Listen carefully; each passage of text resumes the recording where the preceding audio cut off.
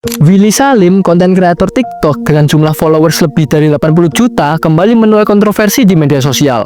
Bukan karena ambisinya untuk menyaingi jumlah followers MrBeast seperti yang ramai beberapa bulan lalu, tapi karena konten giveaway yang dianggap settingan oleh sebagian pihak di media sosial.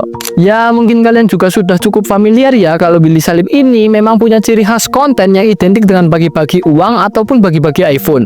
Di awal kemunculannya, banyak orang yang benar-benar percaya kalau konten tersebut asli dan natural tanpa rekayasa sama sekali. Apalagi Willy Salim sendiri sempat mengeluarkan statement yang cukup menantang, di mana dia bilang kalau kontennya terbukti settingan, dia siap untuk diaudit. Sampai akhirnya kebohongan itu akhirnya terbongkar. Dalam salah satu video podcast Bang Denny Sumargo, muncul pengakuan dari seseorang yang pernah tampil langsung di konten Willy Salim. Orang tersebut mengaku pernah muncul di salah satu video Willy Salim, di mana dirinya diminta untuk mencari pohon pisang. Setelah berhasil menemukan pohon pisang tersebut, di dalam video ia memang benar-benar diberi uang sebesar 2 juta rupiah sesuai yang dijanjikan. Namun yang tidak ditampilkan di kamera adalah kenyataan di balik layar, di mana uang 2 juta itu kemudian diminta kembali dan digantikan dengan uang 500 ribu rupiah. Jelas pernyataan tersebut memicu reaksi netizen Indonesia karena banyak orang yang merasa dibohongi. Karena selama ini mereka percaya bahwa konten Willy Salim adalah konten sosial yang jujur. Semua hal yang gue sebutin tadi memberikan kita pelajaran bahwa sebenarnya konten bagi-bagi di sosmed itu nggak semuanya asli. Terlebih lagi, konten giveaway semacam ini secara nggak langsung juga punya dampak buruk bagi pola pikir masyarakat Indonesia. Ya, coba bayangin aja, di tengah keadaan ekonomi yang kian hari kian memburuk, ditambah lagi mencari kerja di Indonesia juga semakin susah, tiba-tiba ada orang menjanjikan uang gratis hanya dengan syarat follow akun TikToknya. Siapa yang nggak senang coba? Dampak negatif itu sebenarnya bisa kalian lihat langsung di kolom komentar video Willy Salim di akun TikToknya. Pasti ada aja orang yang kesannya minta-minta di kolom chat dengan berharap komen tersebut direspon oleh Willy Salim. Bahkan yang lebih parah lagi, ada juga orang yang sampai nekat datang langsung ke rumah Willy Salim dengan tujuan meminta uang secara langsung. Coba bayangin deh sejauh apa konten seperti ini bisa merusak mental sebagian masyarakat Indonesia. Bukannya mereka bekerja agar mendapatkan apa yang mereka inginkan, tapi mereka malah milih minta-minta ke orang lain yang jauh lebih kaya darinya. Karena hal itu, mari kita bahas bareng kenapa konten giveaway Willy Salim itu sebenarnya sampah.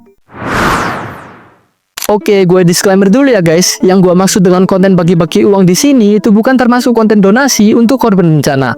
Dan gue juga sangat respect dengan video Willy Salim yang membantu korban bencana di Sumatera beberapa hari yang lalu. Itu jelas hal positif yang patut diapresiasi.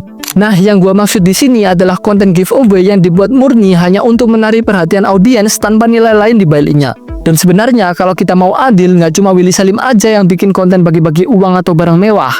Banyak sekali konten kreator TikTok yang membuat konten dengan pola yang sama terlepas dari settingan atau tidaknya konten yang mereka buat. Dan ya, semua konten serupa pasti diawali dengan flexing kekayaan dari pembuat konten yang tujuannya agar penonton percaya bahwa si konten kreator merupakan orang kaya. Setelahnya baru dilanjutkan dengan challenge ataupun syarat yang relatif mudah untuk dilakukan agar bisa mendapatkan uang yang dijanjikan.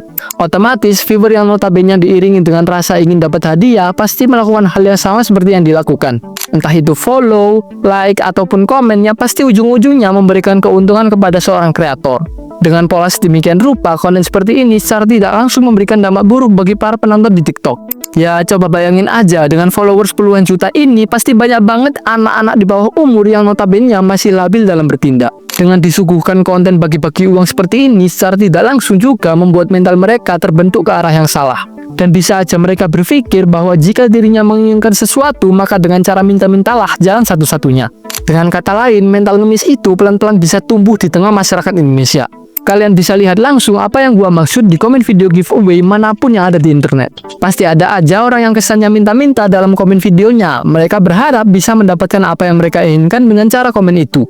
Padahal seharusnya jika seseorang menginginkan sesuatu, maka orang tersebut harus bekerja keras agar mendapatkan hal tersebut. Bukan malah ngarep dapat uang dari konten kreator giveaway, apalagi sampai datang ke depan rumahnya segala. Dan dengan kebongkarnya settingan dari konten giveaway seperti ini, gua cukup bersyukur. Karena dengan terbongkarnya rahasia konten giveaway ini, masyarakat bisa sedikit aware dengan konten-konten sejenis yang sebenarnya emang sengaja dibuat untuk meningkatkan popularitas pembuat konten saja.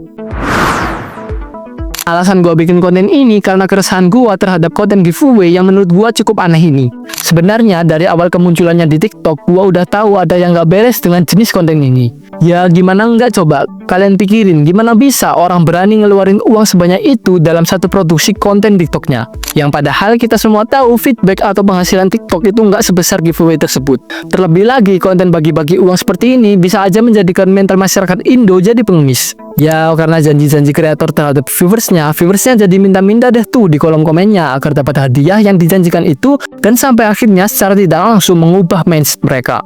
Makanya gue bersyukur banget dengan terbongkarnya fakta asli di balik pembuat konten seperti itu. Sekian, gue Kaci Boy, subscribe jika kalian suka konten kali ini.